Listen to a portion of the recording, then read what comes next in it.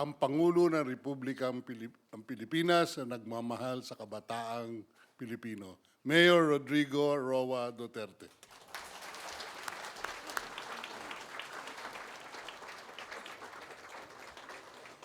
Salamat po. For your courtesy, kindly sit down.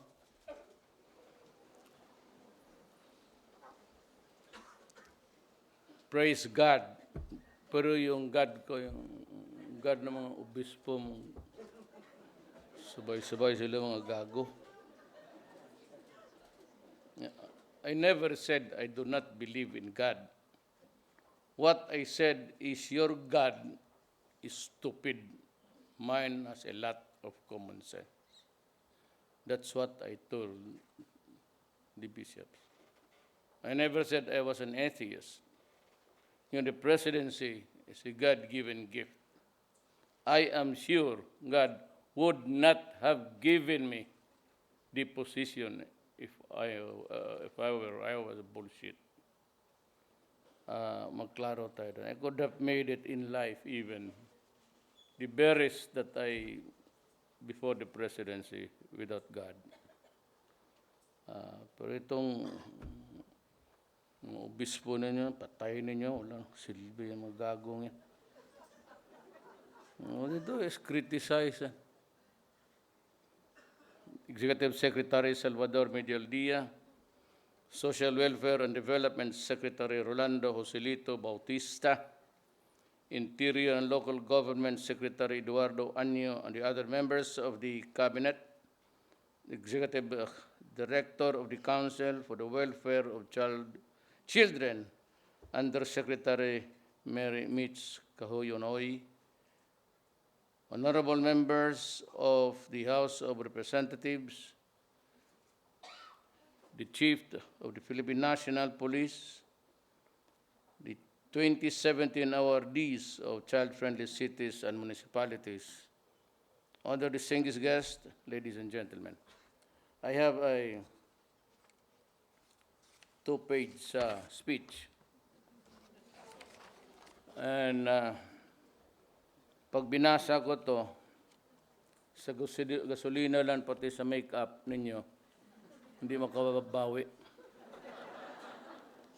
But because I think that the lady who prepared this speech, it's a scripted one, and I do not like scripted, but just the same, para naman hindi masayang yung pagod niya.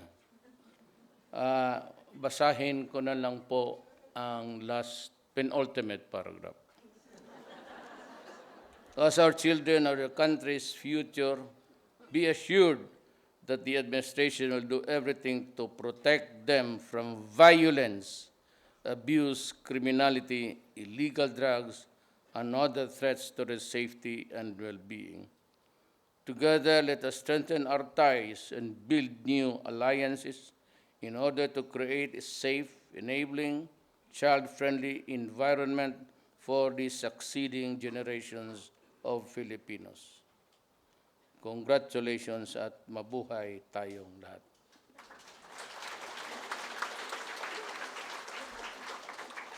Now, one of the greatest really drawbacks of this country is that we are not able really to provide health care for the children. Much less for everybody actually, for short of funds.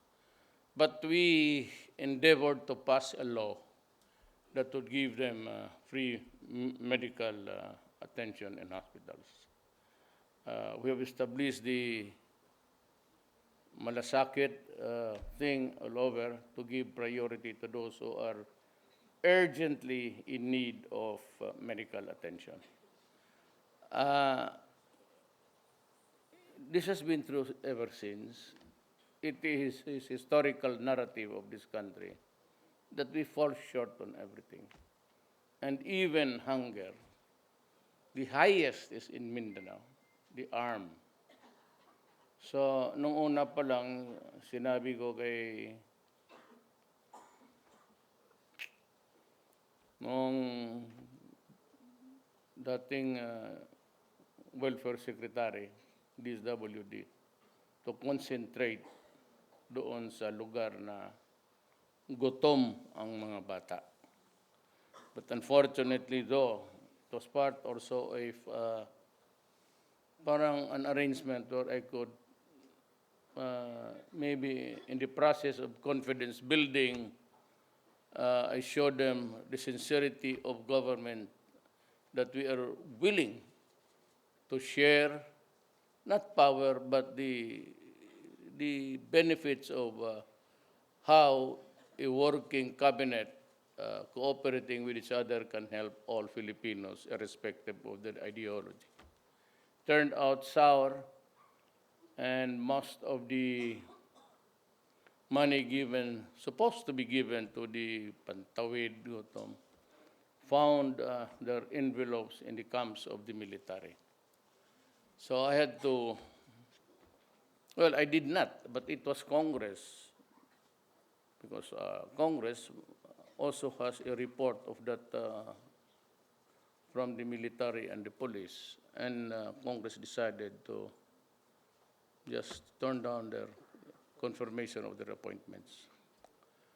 Ang ano ko kasi dyan is, Tigualo is good, might be brilliant, might be have the highest IQ, but you do not bring in an ideology that carries with it an armed struggle to seize power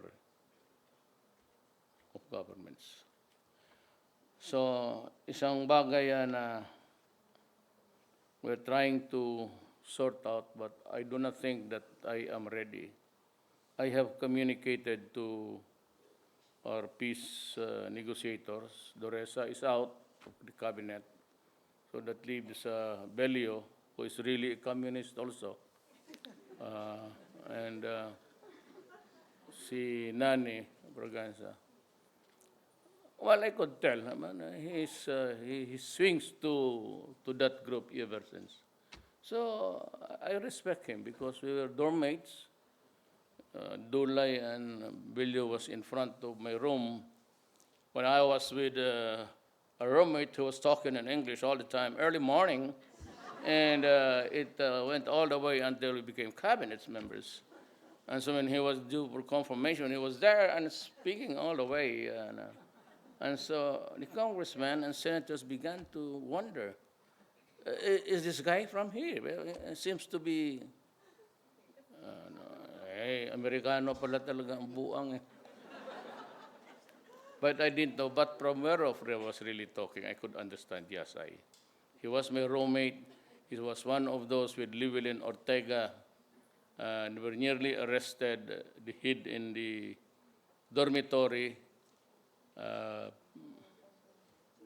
hindi nahuli, and then he went to America to seek sanctuary.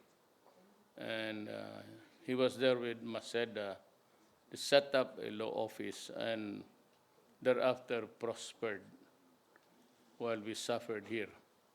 But anyway, ang gusto kong ipadala sa inyo, it stares at us eyeball to eyeball. One of the first things that I must really do is to protect the people and preserve this nation. So I am battling so many fronts. I'm battling the ISIS sa Hulo, the Abu Sayyaf, and they are the extremists. They know nothing except to kill and destroy. Then I have a revolution that is motivated by territoriality. And maybe that would include, you bear, kasi it's seldom that I can talk to a crowd like this, and gathered na ma-articulate ko yung nasa puso ko. Total, kung mag-abot tayo ng alas 10 dito, may pagkain man. Dagdagan lang ninyo kasi double di gutom yan eh.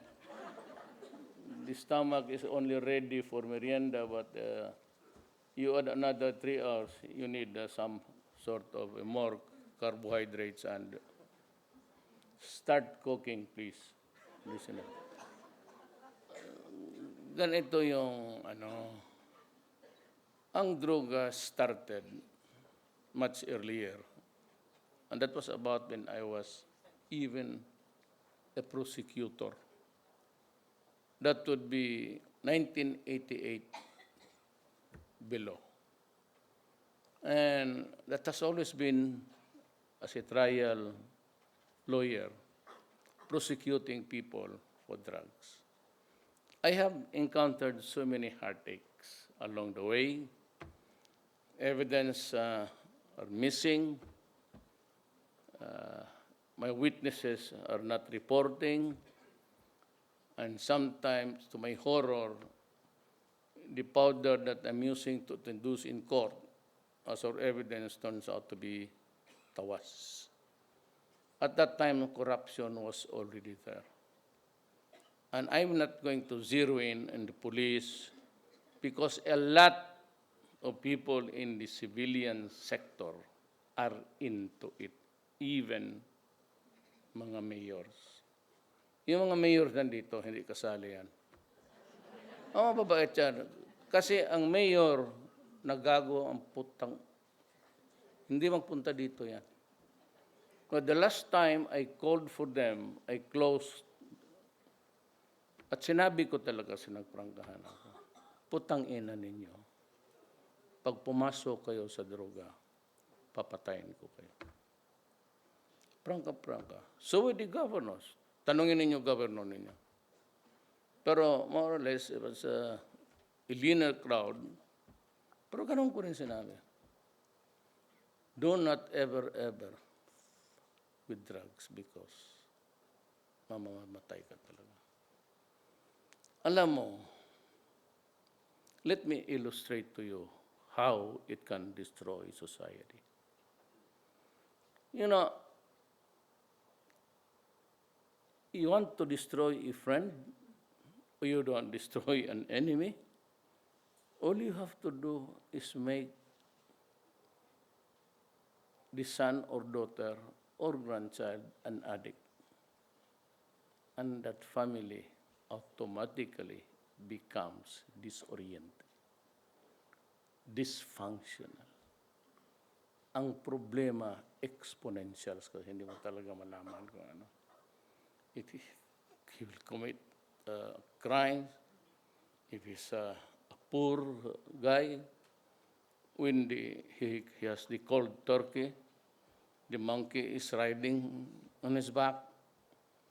Wala siyang pera, he will resort to crime.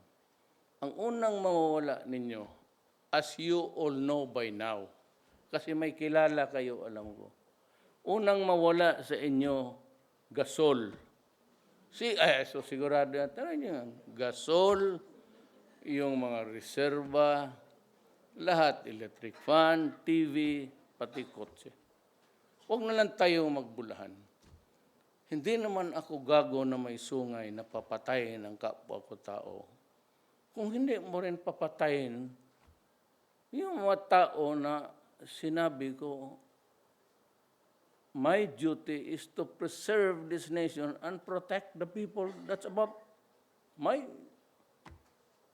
in 2 sentences, that's my duty. Ito, wala to eh. Alam, mag-create ka lang ng isang siyabo ng anak. I don't know if, pero dito meron. Sira talaga ang pamilya. Ngayon, kung ang tatay ang tinamaan, puro Diyos. Hindi na magtrabaho, cannot work anymore, cannot function, is malnourished, hindi kumakain. Kaya nung nakita mo, pag-upo ko in the first 3 months, critical, nakita mo nag-surrender. Ang sabi ni Santiago noon was 3 million, sabi ni Bato 1.6 million. Filipinos reduced to slavery to a drug called shabu. And they are in hotel for the rest of their lives. So pag hindi na makatrabaho yan, He is there in stupor. Teka muna kayo, inaantok ako. Sinong may marijuana dyan? Alam mo, media ka, pagkabugok talaga ng media. You know, during the ASEAN in the Philippines, I just came from India. So I just a few hours of sleep, I landed in Davao, then took a flight dito. Sabi ko, ako yung presiding officer. Sabi ko, may kopya ka ba dyan sa, yung program namin sa yung program namin sa mga ASEAN. Itong mga gagong secretariat na ito, and Bong, I hope that we can improve on it. Mag-umpisa kami ng 8:30, 9:30, 10:30, 11:30, 12:30, break, 1:30, 2:30, hanggang alas 10, alas 11 ng gabi. Anak ka nang sabi ko, anong tingin niyo sa amin, Boy Scout?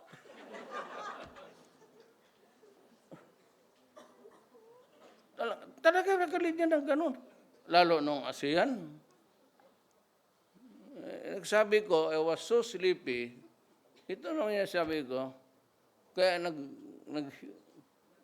ako ng marijuana. Kung hindi kayo gago, I was presiding over the plenary, mag-hit ako ng marijuana. Pagka ganon, when it is too ridiculous, it must be a joke. Pumapatay nga ako, tapos ngayon ako pang... So, just to lighten a dull moment, pero lahat kami natutulog, ang recording na lang ang buhay. Wala, silent naman for interspersed with silence. Kasi natutulog. Una si Bulkia, ako ang sunod. Nakaganon ta. Ako galing ang India eh. Wala pa masyadong, I do not want to insult India. Pero kung mag-travel, totoo yan. Yan dyan sila, buhay mo yan lahat. Pati si chief police. Magpunta ako sa labas, magbaon talaga ako ng karne norte, pati tuyo. Kasi Bisaya ako, hindi ako pwede pag hindi maalat. That's genetics for the Visayan. Kaya yung cook ninyo, di ba, kung may magkain, ang cook ninyo Bisaya, I'm not trying to insult my Bisaya. Kasi kutawin niya ng tapos gano'n ng...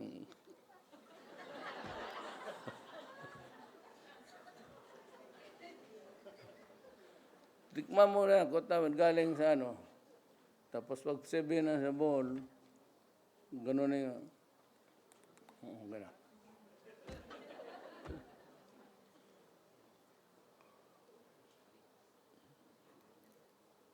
So yun ang ko sa kawawa yung mga bata. The dysfunction is just to 1 million. Sinong human rights dito? Masakal kita putong.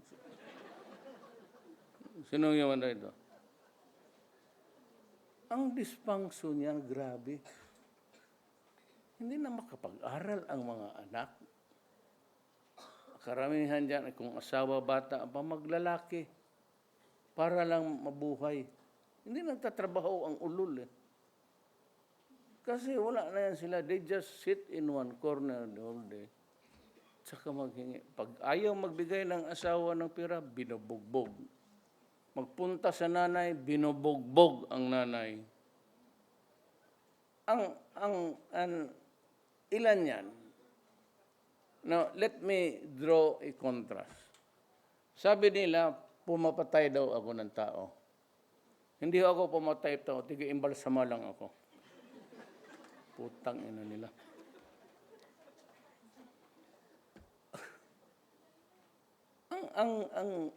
Wala na ang bata. And 1,000,006, even if you place it at 100, then you begin to be melodramatic about the whole thing. at sabihin nila may nakita dyan na kabulagta, then they would just assume that an extrajudicial killing. Ina-admita na nga ni Albayalde na 4,000 plus eh.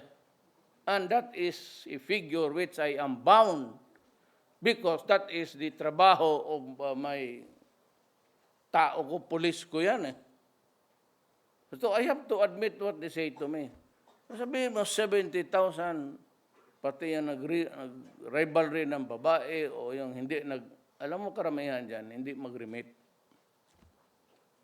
Kaya hindi mag-remit, yung takbuhin na yan. Papatayin ka talaga niyan. That's the rule. Now, sabihin mo, what? 20,000? Yun ang sobra nila. O sana ba, bitch? 20,000 and look at the dislocation of my country. It is destroying my country.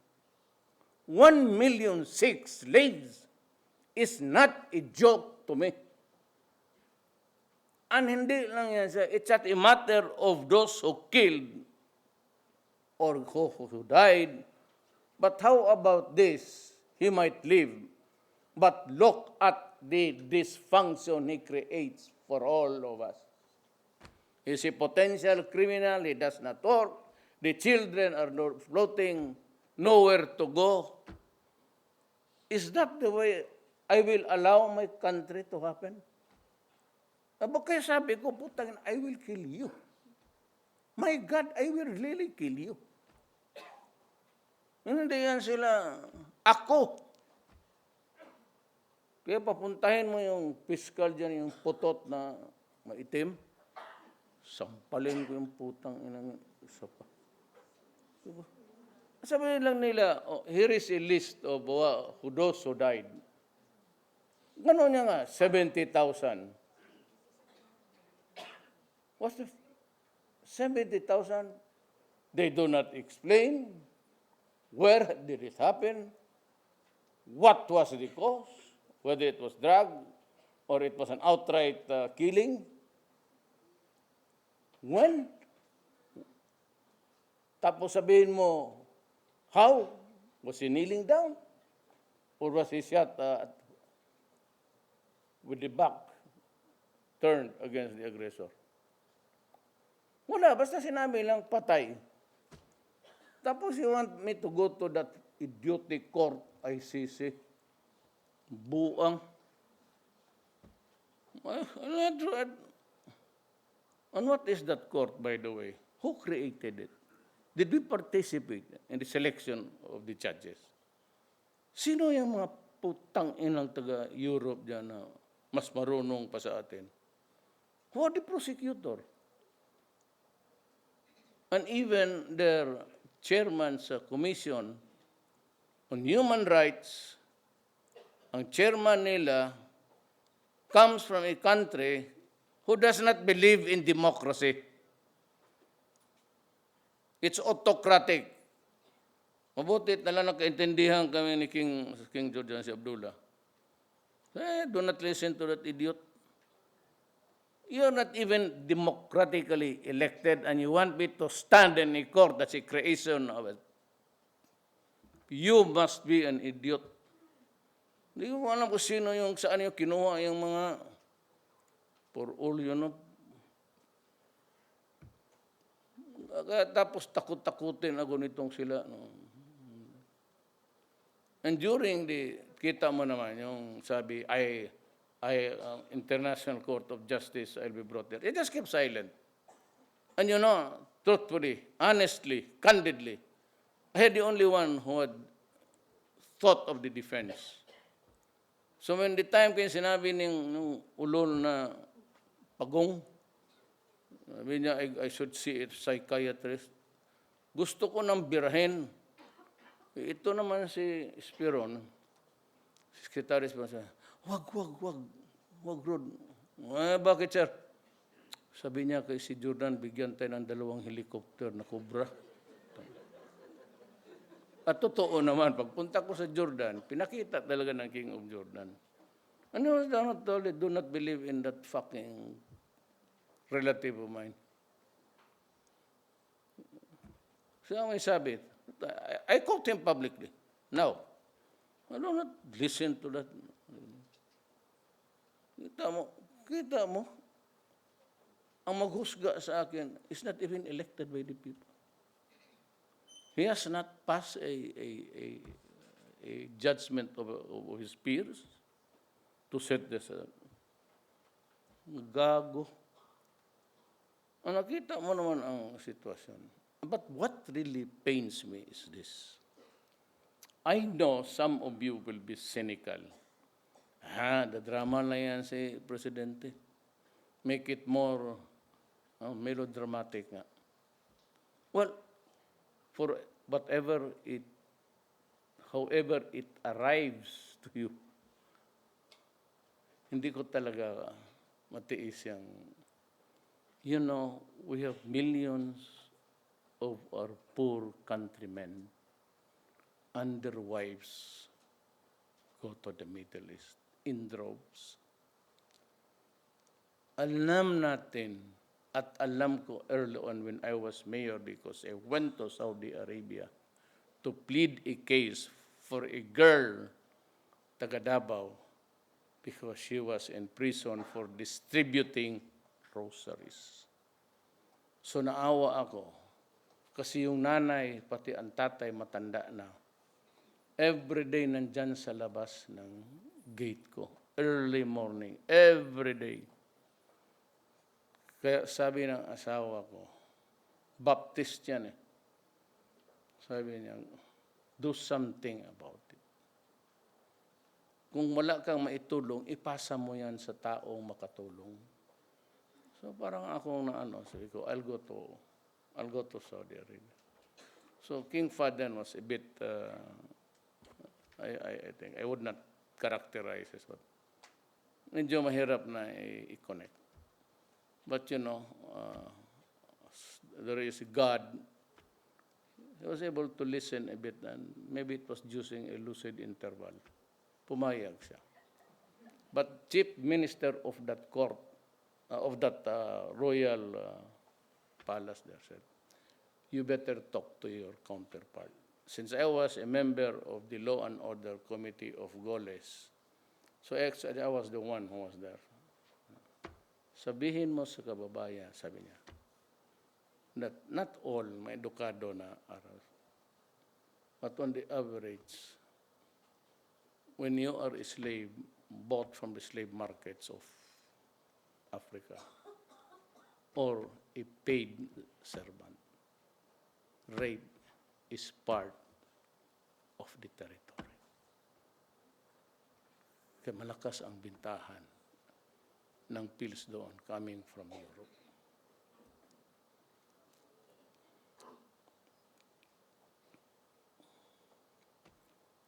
Ipasok sa refrigerator, bugbugin, hampasin, and gamitin ng amo, gamitin ng anak, gamitin ng son-in-law. Linisan niya yung bahay ng amo niya, yung daughter niya, isa-isang daughter pa niya. Tapos pakainin ng basura. How many Filipinos? Ilan nabasa ninyo? Tumatalo na lang sa bintana. What does that indicate? Insanity, because they can no longer endure or bear the human degradation and maybe the total loss of dignity. Kaya ako, putang ina, kumukulo talaga ang dugo ko. You know why? Yan sila, mahirap. How many times have you read or saw on TV? Mag-alis, ibigay lang nila doon sa kapatid nila. Alam mo naman, a child, but pag marami rin niyang anak, wala ito. Or yung uba, divorce, walang kila, iiwan nila sa kapitbahay nila. Iiwan nila sa lolo nila. Nakatanda rin kung natay. So, the family is totally destroyed. Dysfunctional kasi yung lalaki, You know the human frailty, the physical needs. Magkaliwaan niya. Kaya karamihan dito pagbalik-hiwalay. Especially kung marinig na niya yung kung anong nangyari sa asawa niya, being trampled upon. Ang lalaki, mawalaan ang gana niya. I'm telling you, the male ego, ayaw na niyang galawin niya. So karamihan niya magbababae rin. Kita mo ang dysfunction. Tapos yung mga anak niya, she endured rape, beatings, sodomy, or whatever. Tiisin niya yan, hoping that the money she could send to her children can study. Alam mo, pwede man tayo, what's your average? May bata. Alam mo yung mga, dyan sa tondo, so, gagano yung sa linya, hanggang bumigay yung bata. Bigay ng bata. So pagbalik ng nanay, 3 years hence, makita niya, everything is in shambles. Putang ina mo, papatayin talaga kita. Papatayin. I go to prison. I will go to prison. I spend time in jail. Fine. I'm 73. How much time do I have in this? I will dedicate my imprisonment for my countrymen. Walang balik. Okay. Basta maputol ko lang kayo. Or an eye for an eye and a tooth for a tooth. Putang ina mo. Ginawa mo miserable ang kapwa ko. Gagawain rin kitang bangkay. Letse ka. You want me on TV? Makinig kayo, Pilipino. Talagang yayariin ko kayo. You want to live human rights? You want to stop this goddamn sad part of our history? You just tell them to drop shabu. Rebels, you drop the gun and we will go. Ditong komunista, I'm no longer ready to talk to you. I've done it before. Magmukha lang tayong gago. You insult me, I insult you. Para tayong bata. Huwag ka na lang umuwi dito. I promise you, I'll slap you. Pag pinilit mo sa airport, umuwi ka dito, putang ina mo, sampalin kita talaga siya. Pakain ko yung pustiso mo, litse ka. Putang ina itong mayabang. Akala mo kung sino. Kung magsalita,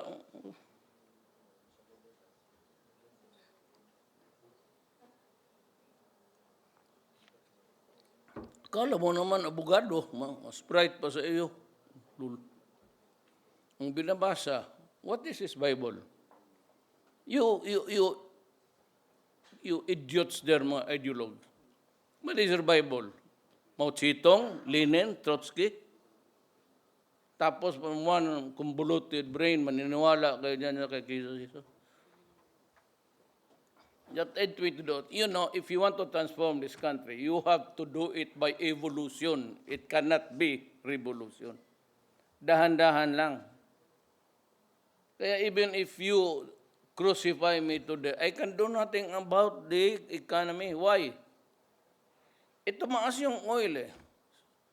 So what's the fucking shit? The shit is, right after the war, everybody was into discovering natural resources of their country. I don't know about God, but my God has a common sense.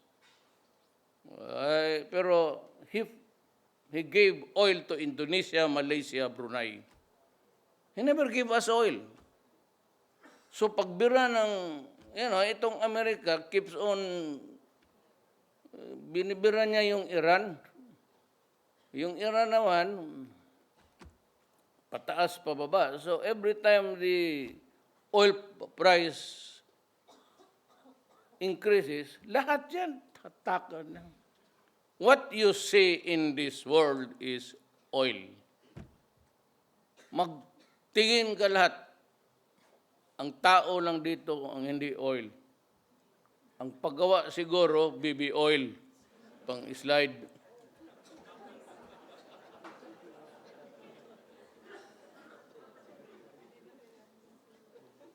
No, you can make this thing work if there is no machine. And where does it get power? The machine? From oil. Bunker. Meron kang dam, but sa ngayon, wala. You want yung simento na tinatapakan, sapatos, mga pantalon, they come from machines. So, where do they get the power to run them? Pati ito, glass and everything. It's all oil. Hindi binigay sa atin eh.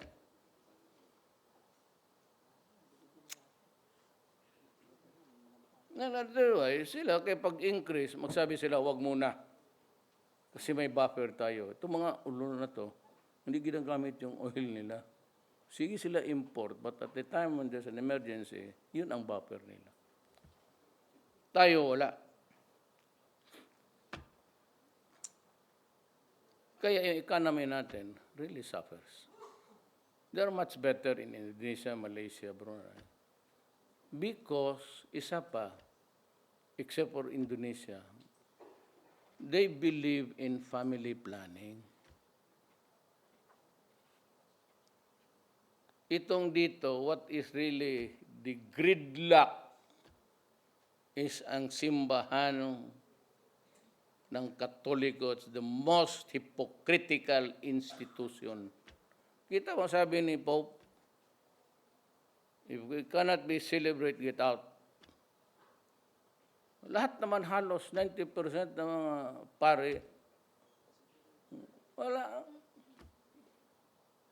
Ako, bakla man ako noon. So, bakla man yan sila lahat. Tingnan mo, pick upin niya ni Rappler, pati ni Inquirer. The President is a homo.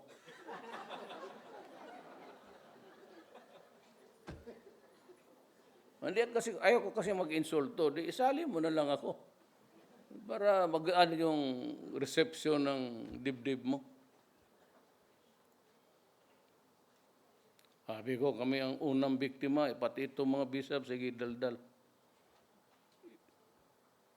The Catholic faith destroyed us when we were in high school. Sabihin ko sa inyo kung sino, ako, si Dominguez, kababata ko yan. Valedictorian, kindergarten hanggang high school. Tiso yan, pero madali mamula yan. Ayawan ko anong ginagawa. Pero matawagin, ay mga pare, makinig. What are your sins, my son? Ay, di, ano pa? What? You know, Father, come on. We not have the whole day. I went to the room of the... Why? Because I wanted to see what's inside the cryptic na lang tayo, cryptic. And I look, yeah, and then I went to the bathroom. What did you do there? The inevitable. Hindi ko makunto yan kasi ano. Gano'n ang corruption ng pare sa amin. Hindi lang sa amin. Or there were priests that they were gay, pero I don't know, some of you contemporary ko sa Ateneo de Davao kami. Father Leonard, he was my idol. He was a Jesuit, but he was an intellectual. Yung si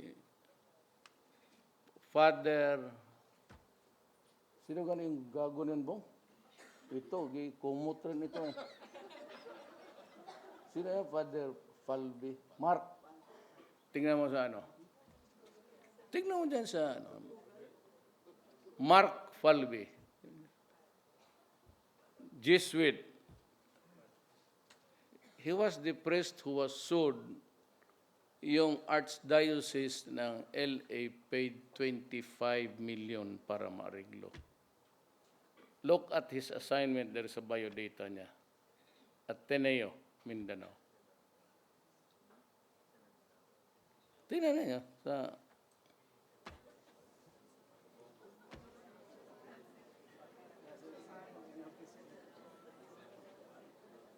kaya ako paglabas ko sa I was a bit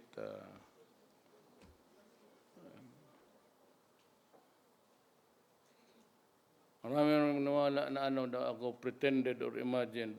Hindi mo rin ako talaga. Maranao man ako. We have a book about the Maranao. You'll see there the name of my mother.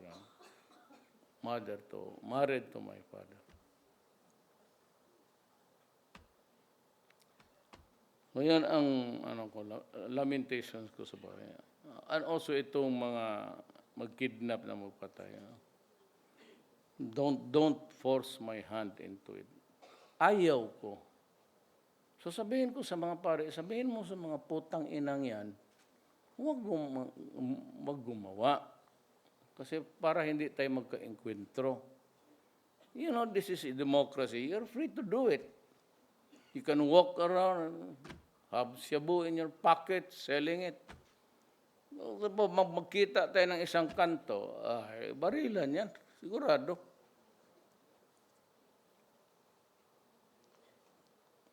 Yan ang gusto kong luto na yung panihapon. Mula pang alas 6, magmerienda lang kayo. Okay ang merienda.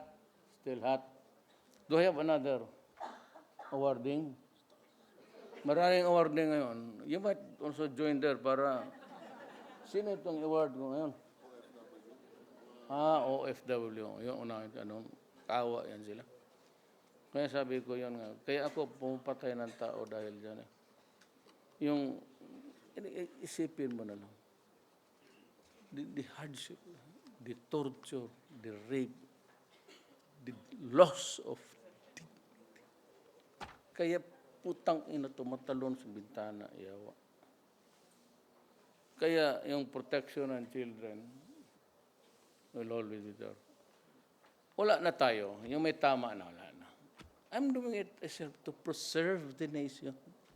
So that the Filipino would come after us, yung mga anak ng apo ko, kailangan tapusin natin itong, I'll try to finish. I'm not promising, but we are all agreed, the police and the armed forces. We will try to finish itong, and I will be harsh. And there might be really widespread violence, but I am prepared for that. If that is the only how to do it, then if we have to die, then so be it. We die. After all, we should be in heaven. Si Richard ba? Sigurado yan siya. Malangit yan siya. Well, anyway, I'd like to thank you for just even allowing me to give time for you to listen to me. But lahat yan, it comes from the heart. And with all sincerity, what I say here is what will happen. And the rule has always been, so be it. Thank you and good afternoon. Maraming salamat po, mahal na Presidente, sa inyong makabuluhang mensahe. Sa punto pong ito ay inanya niya